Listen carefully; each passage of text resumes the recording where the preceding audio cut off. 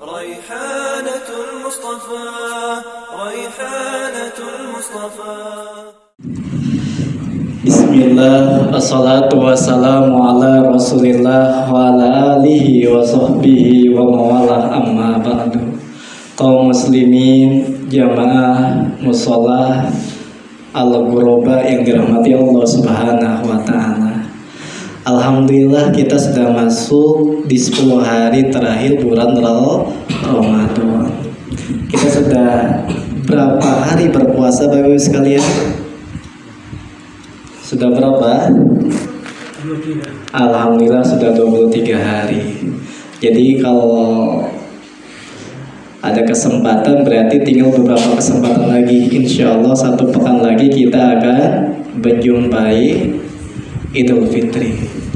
Hadirin yang dirahmati Allah subhanahu wa ta'ala, tentu seorang yang beriman ketika melewati hari-hari dari Ramadan, dia akan isi dengan semangat di dalam beramal soleh. Ketika Ramadan hampir berlalu, antara rasa suka dan bahagia, duka menyertai dirinya. Bahagia karena telah berada di 10 hari terakhir yang Allah berikan kemuliaan, yakni Lailatul Qadar. Sedih karena kita akan berpisah dengan Ramadan. Belum tentu di tahun yang akan datang kita akan dijumpakan dengan Ramadan. Betul tidak Ibu sekalian?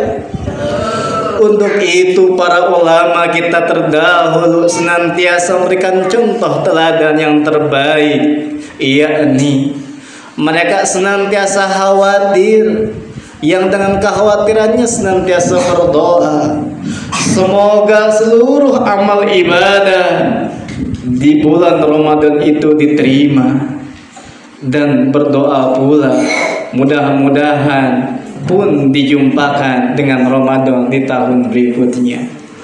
Hadirin yang dirahmati Allah subhanahu wa ta'ala, Allah berfirman dalam surat Al-Baqarah, walitukmilul iddah walitukabbirullah ala ma hadakum.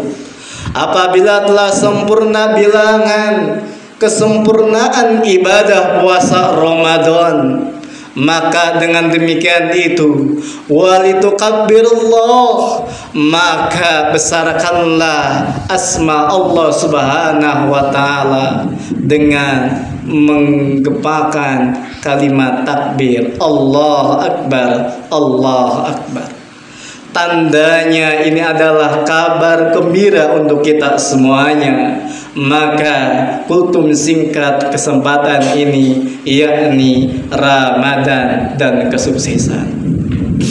Hadirin yang dirahmati Allah subhanahu wa ta'ala, kenapa penting materi ini kita kaji? Karena mungkin semua orang yang Allah berikan waktu dan kesempatan, mungkin waktu luang dan waktu kesehatan. Meskipun saya lihat tadi banyak yang lagi pilek ya Bapak Ibu sekalian.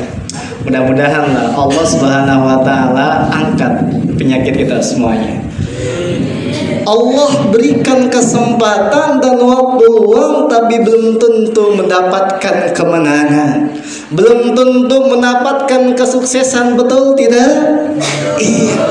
Karena hakikat orang yang menang ketika selepas Ramadan bukan mereka yang berbaju baru, bukan mereka yang sekarang ini mempersiapkan hidangan lebaran, kue lebaran yang begitu menarik. Tapi mereka yang menang itu adalah orang-orang yang la'allakum tattaqun. Hari-hari yang dia lalui, dia isi dengan amal soleh. Itulah orang yang menang di sisi Allah subhanahu wa ta'ala. Lalu pertanyaannya Bapak Ibu sekalian, kalau kita jumpai orangnya sehat, orangnya kuat, tapi tidak puasa, kalau dia berjumpa dengan Idul Fitri, orang yang menang tidak?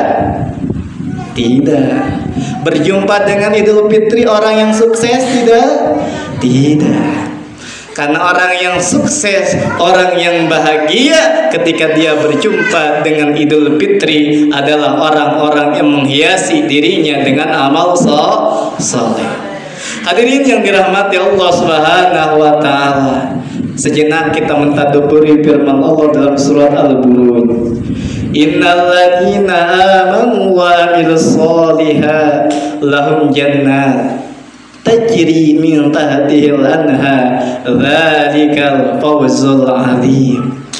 Sesungguhnya orang-orang yang beriman, yang dia melaksanakan ibadah dengan penuh semangat di bulan Ramadan ini, imanan wahtisaban, maka itu adalah wujud dari ketakwaan, dan yang dengan demikian itu dia akan memperoleh surga Allah Subhanahu wa taala.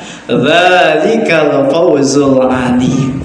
Jadi ternyata Bapak Ibu sekalian, ada kesuksesan hakiki selain rasa bahagia yang kita peroleh ketika Idul Fitri karena kita telah menunaikan kewajiban kita, maka ternyata ada kabar kebaikan untuk kita semuanya. Dzalikal fawzul azim, yakni kabar gembira untuk kita semuanya, kesuksesan untuk kita semuanya, yang tentunya yang lulus dari pendidikan ibadah Ramadan ada kesuksesan yang sejati. Apa itu? Dzalikal fawzul azim, yakni mereka mendapatkan kemenangan yang besar, kemenangan yang tinggi, yakni jannatun tajri min tahtihal anhar. Itulah hakikat kesuksesan yang sejati, yakni kita memperoleh surga Allah Subhanahu wa taala. Bapak dan Ibu sekalian, maka janganlah jadikan Ramadan ini sebatas kita semangat di Ramadannya saja. Kata ulama memberikan kaidah, kun rabbaniyan wala takun ramadaniyan. Jadilah kalian hamba-hamba Allah yang Rabbani. Artinya apa Bapak Ibu sekalian? Kalaupun Ramadan telah berlalu, maka di bulan-bulan yang lainnya kita tetap semangat di dalam ibadah. Jadi jangan sampai kita sholatnya hanya sekadar Ramadan. Ibu-ibu menutup jilbab atau auratnya hanya sebatas Ramadan. Jangan. Jadi sepanjang hayat, karena wala takun Ramadaniyah. Dan itu sudah diingatkan Bapak Ibu sekalian, dan itu sudah jadi realita kehidupan kita. Selepas Ramadan berlalu, masjid jadi sepi, gitu kan? Tempat rekreasi penuh dengan manusia. Sehingga dalam hal ini, kalau kita betul-betul yakin sebagai mukmin yang meraih kesuksesan, maka mau Ramadan, di luar Ramadan, insya Allah kita istiqomah di dalam ketaatan kepada Allah Subhanahu wa ta'ala. Bapak dan Ibu sekalian, tentu di 10 hari terakhir Ramadan ini pahalanya begitu besar, karena Allah mengabarkan suatu malam yang mulia, yakni Lailatul Qadar. Bapak Ibu sekalian, kita diingatkan kata Nabi, a'maru ummati ima baina sittina wa sab'in. Rata-rata umur umat Nabi Muhammad yakni berapa? 60 sampai 70. Tinggal kita tanya pada diri kita. Mungkin yang adik-adik 7 tahun gitu kan. Kalau yang bapak-bapak kayaknya ini berapa tahun nih? 3 tahun, 30 ke atas seperti itu kan.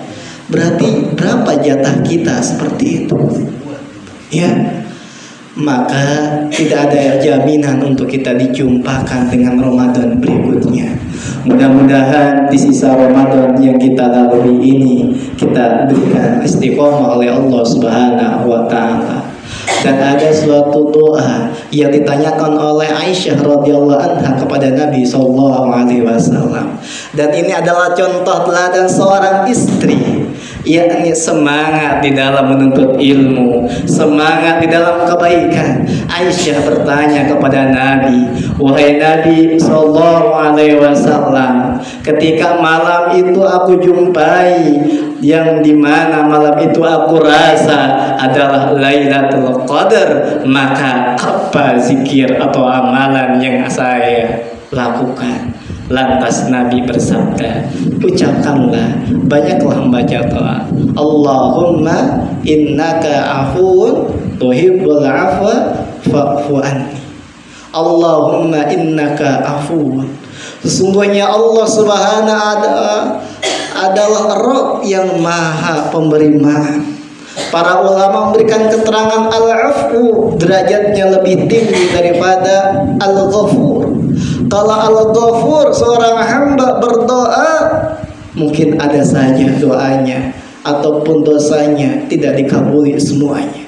Tapi dengan makna al-afu, Allah mengampuni tanpa ada sisa dari dosa-dosa kita. Maka ayo kita semangat menghiasi lisan-lisan kita dengan zikir, diantaranya zikir yang disampaikan oleh Nabi SAW. Allahumma innaka afuun tuhibbul afwa fa'fu anni. Demikianlah kultum singkat yang dapat disampaikan. Kurang lebihnya mohon maaf. Assalamualaikum warahmatullahi wabarakatuh.